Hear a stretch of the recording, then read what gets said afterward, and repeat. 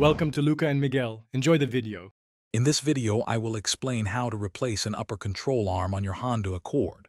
First, gather your tools, including a 17mm wrench, a torque wrench, and reliable jack stands.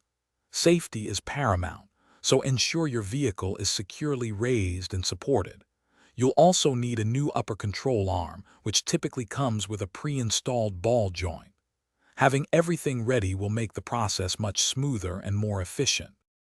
To begin, remove the wheel and then detach the ABS wire bracket, usually held by a 10mm nut, from the control arm. Next, remove the cotter pin and the 17mm castle nut from the ball joint stud. Use a hammer to carefully strike the knuckle, separating the ball joint. Finally, remove the two 14mm inner bolts that secure the control arm to the vehicle's frame, allowing you to take out the old arm.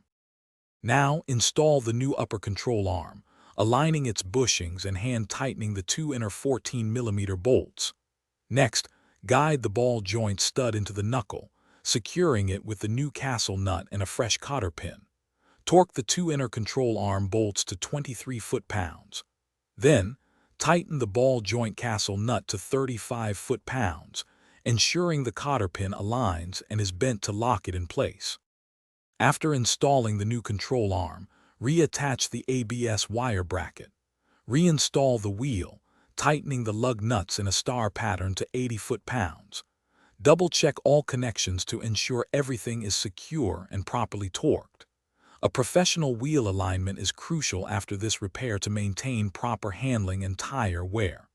Also, be sure to check the description for a link to the Owala water bottle and other great deals. Thanks for watching and please subscribe. It's the best investment you'll ever make.